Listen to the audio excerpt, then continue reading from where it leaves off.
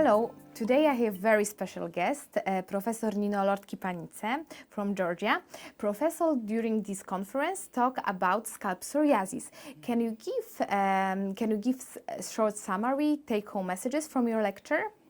Thank you for invitation. It's a great honor for me. I talked about scalp psoriasis. We know that psoriasis is a chronic inflammatory disorder, and according to the data of National Psoriasis Foundation, nearly 2 to 3% of total population is affected by psoriasis, and scalp is the most commonly affected area in psoriasis. So up to 80% of those affected by psoriasis will have involvement of scalp. But not always psoriasis on scalp is demonstrated like big plaques covered with white silvery scales, yes? Because sometimes there can be only scaling, and making diagnosis in such cases is not easy because it really resembles sometimes seborrheic dermatitis a lot. And for today, I think trichoscopy is really best method for making differential diagnosis, as already key trichoscopy features are identified by Professor Lidia Rudnicka and Polish dermatologist group, and we know that this is diffuse scaling, simple and twisted red dots and globules and glomerular vessels. So I think trichoscopy is the best method for making differential diagnosis, and of course not only between seborrheic dermatitis, but between all other hair and scalp disorders.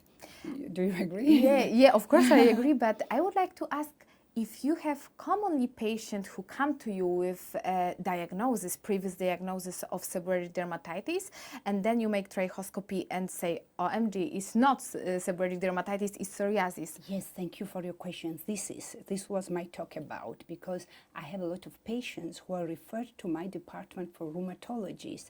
You know, there are people who are affected by psoriasis, but they have no any clinical signs on skin and nails, and only scalp is affected, and they think that they have seborrheic dermatitis.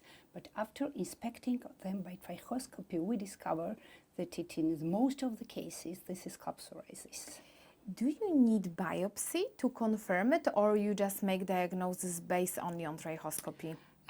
Honestly, at the beginning, I was making diagnosis, biopsy to confirm my diagnosis.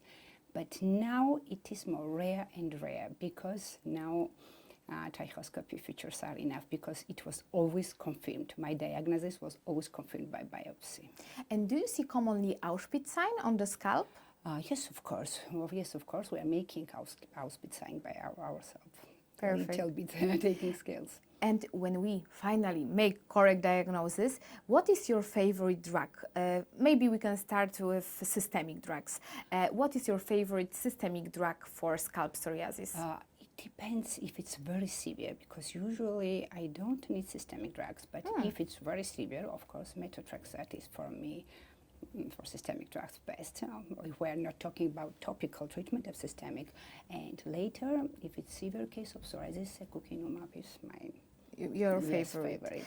But you said that usually topical treatment is enough. So what do you use in these patients? Some special shampoos. Yes, we know there are a lot of shampoos for psoriasis, or some topical corticosteroids, if it's not so severe. Yes, sometimes we talked, they are not big plaques, yes? Yeah. If it's enough, but if it's big plaques and it's severe form, of course, we need systemic treatment. I think that is very important what you said, that sometimes psoriasis is not this severe plaque. It's just very mild scaling, but still these recurrences. That's why with the naked eyes, it's impossible to make this diagnosis. Even sometimes you move the hair, but you can see nothing, it's just scaling. And you mentioned also about rheumatologists. Yes. In your experience, do you see this association between scalp psoriasis and psoriatic arthritis? Yes, you know, there are a lot of controversial studies if scalp psoriasis is predictor of psoriatic arthritis or not. So there is a lot of studies, and I think further more studies are needed. But yes, I always say that our role is very important for rheumatologists because there is not special diagnostic criteria for rheumatologists. When they exclude all other diagnoses and they suspect that patient has psoriasis and there's nothing on nails, nothing on skin, and they're asking patients, have you any problems on scalp? Yes, I have a seborrheic dermatitis.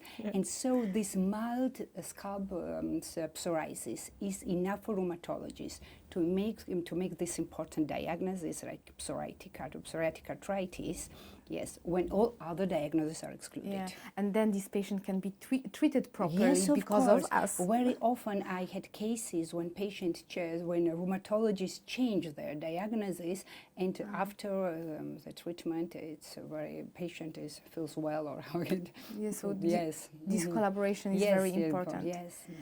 Thank you very much, Nino. Thank it you was very nice, interesting topic and very important topic, not only for dermatologists but also for rheumatoologists. Yes, so thank you very much. Thank you very much. Thank you. Invitation.